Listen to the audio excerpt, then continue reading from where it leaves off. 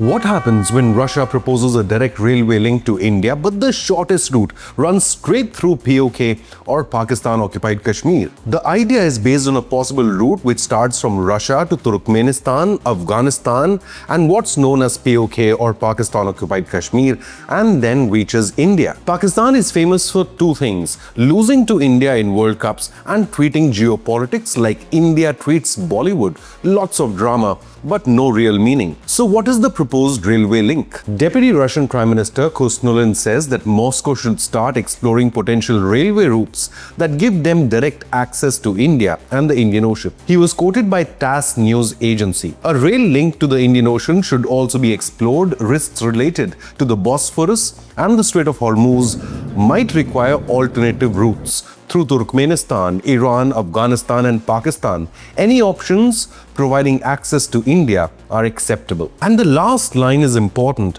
For Russia, it's all about connecting with India, the world's biggest consumer market by volume, soon to be the third biggest global economy, and already a top 5 global manufacturing hub. It seems like a story of two best friends and one jealous neighbor. But for India to consider this proposal, the Pakistan factor needs to be addressed. Firstly, will India go through with it amid border tensions at the LOC and Pakistan-backed terror in Kashmir? Secondly, will Pakistan agree for a corridor that will only benefit the Indian economy? Thirdly, if Pakistan disagrees, then would the only other option be for India to reclaim entire POK, which remains historically and legally Indian territory?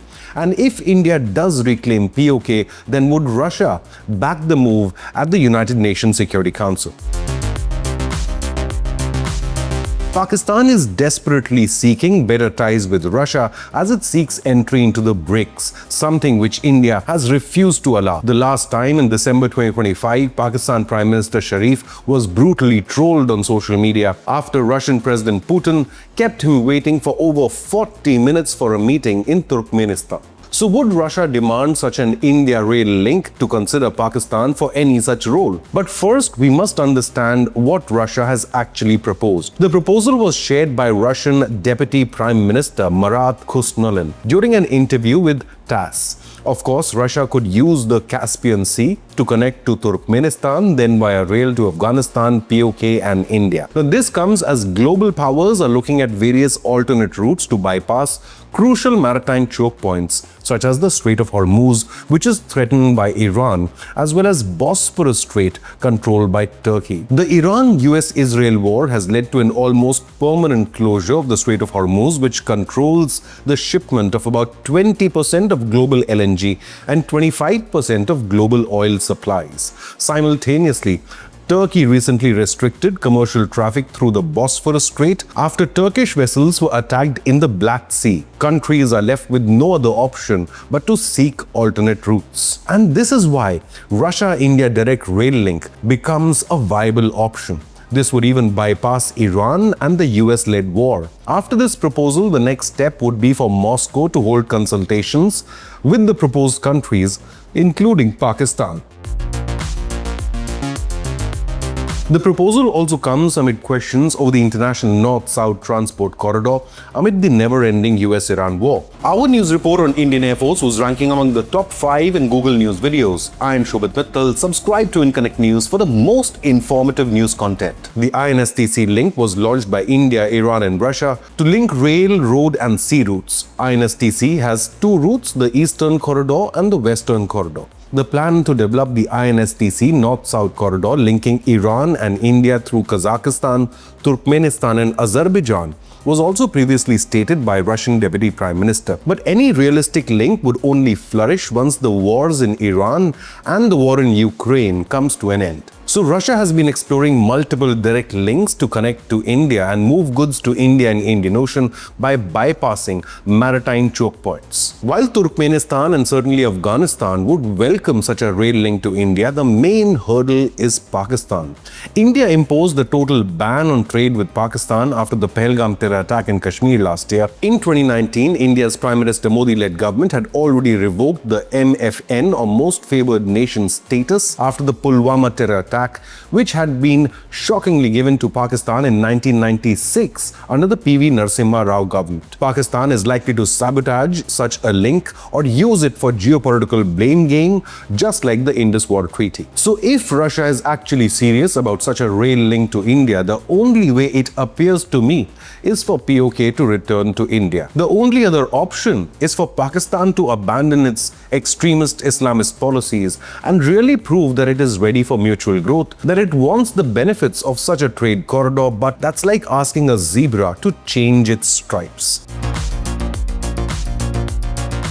New Delhi would also be cautious for the following reasons. Firstly, Pakistan could disrupt the trade route and use it to escalate cross-border tensions and cause losses worth millions. Secondly, Pakistan has a history of troubling its neighbors. Islamabad even suspended all land trade and aid to Afghanistan via India, causing loss of life and livelihood for poor Afghan traders. In fact, Pakistan's denial in 2018 of a land trade bridge between India and Afghanistan also forced India to accelerate trade through the Chabahar Port in Iran. Thirdly, controlling a key sector in the Russia-India corridor could give Islamabad bargaining power in future disputes. Next, Pakistan could ask for concessions on Kashmir or once again beg for the restoration of the now suspended Indus Water Treaty. For any such project, there would need to be a multilateral mutual security pact including all the countries involved: Russia, Turkmenistan, Afghanistan,